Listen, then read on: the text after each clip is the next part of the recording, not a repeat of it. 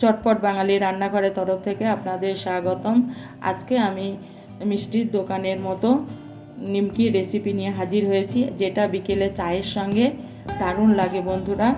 আর এর জন্য ঘরোয়া কিছু উপকরণের দরকার হয়। আর তার জন্য প্রথমে আমি নিয়েছি 1 মেজারমেন্ট কাপ ময়দাটা দেওয়ার পর আমি দিয়ে দেব স্বাদ মতো লবণ আর 1 চামচ চিনি, আর দিয়ে দেব 1/3 চামচ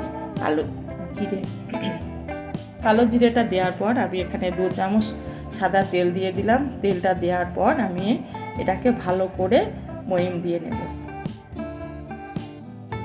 যতক্ষণ না একটা হাতের মুঠোর মধ্যে এটা গোটা হয়ে যাবে ততক্ষণ আমি এইভাবেই ময়ম দেব। আমার গোটা বেঁধে যাচ্ছে। এবার আমি এখানে দিয়ে দেব 1/3 চামচ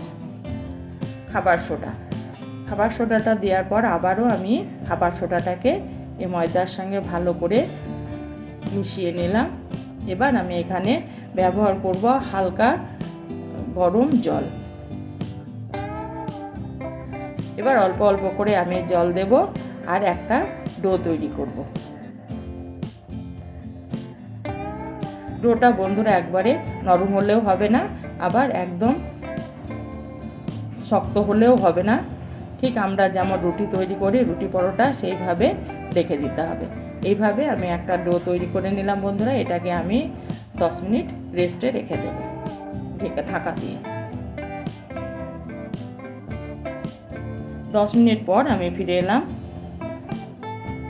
এবার আমি ছোট ছোট করে লিচি কেটে নেব। এভাবে আমি সমস্ত লিচিগুলোকে কেটে নিলাম। এবার আমি অল্প একটু ময়দা দিয়ে আমি ছোট ছোট পাতলা পাতলা করে রুটি তৈরি করব। এখানে বন্ধুরা রুটিগুলো একদম মোটা হলে হবে না, একদম পাতলা। রুটি যত পাতলা হবে নিমকিটা তত খেতে ভালো হবে এবং ফুলবে ভালো, মুচমুচে হবে। এইভাবে আমি একদম পাতলা একটা রুটি তৈরি করে নেব। এবারে আমি এখানে দিয়ে দিলাম অল্প একটু সাদা তেল।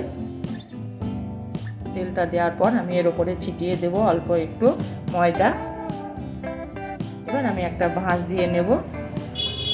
এর উপরে আমি একটু তেল দিয়ে দিলাম, অল্প একটু ময়দা ছিটিয়ে দেব, দিয়ে এটাকে আমি একটা ফোল্ড করে নেব।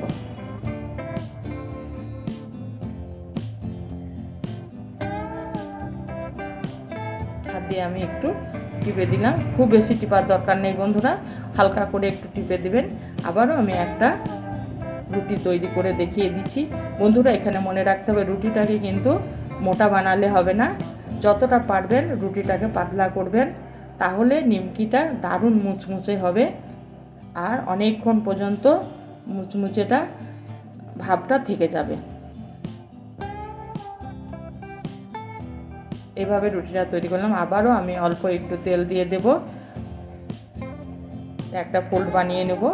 উপরে একটু আমি ময়দা ছিটিয়ে দেব।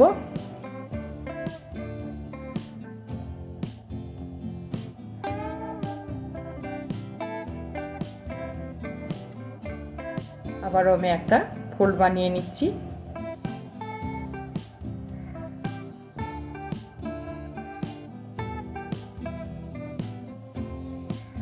হাত দিয়ে খুব জোরে টিপার দরকার নাই, হালকা হালকা টিপে দিবেন।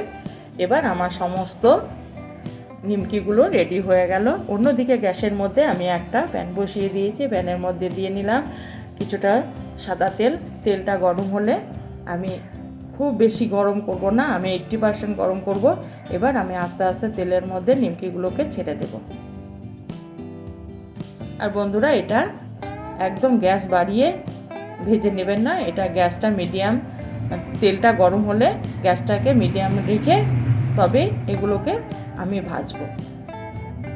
আর একদম জোরে আঁচ দিলে এই নিমকিগুলোকে ভাজলে ভিতরটা বন্ধুরা কাঁচা থাকবে আর উপরটা লাল হয়ে যাবে। এইভাবে আমি উপর থেকে হালকা হালকা করে তেল ছিটিয়ে দেব এতে নিমকিগুলো ফুলে যাবে। দেখুন বন্ধুরা ফুলতে শুরু করেছে, একদম পারফেক্ট দোকানের মতো, মিষ্টির দোকানের মতো নিমকিগুলো আমার তৈরি হচ্ছে।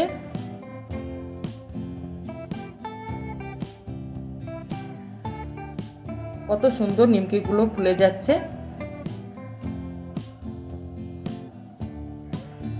এভাবে ঘুরিয়ে ফিরিয়ে আমি নিমকিগুলোকে ভাজবো বন্ধুরা।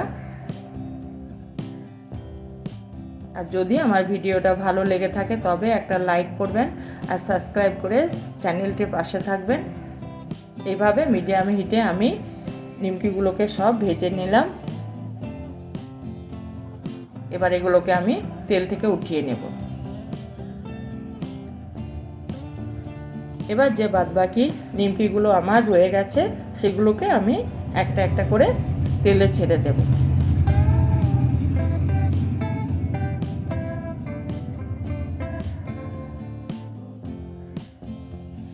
আর এটা একবার বন্ধুরা বাড়িতে বানিয়ে দেখবেন, বিকেলে চায়ের সঙ্গে দারুণ লাগে।